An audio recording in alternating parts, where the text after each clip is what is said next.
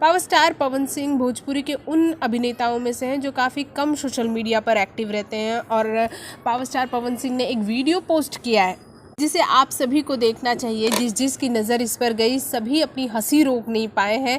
और power star Pawan Singh जब भी कुछ पोस्ट करते, कुछ यूनिक पोस्ट करते, तो ये एक यूनिक पोस्ट है उनकी और ये पोस्ट वाकई बहुत खूबसूरत है। अगर आप ये देखेंगे तो आप भी कहेंगे क्या बात है।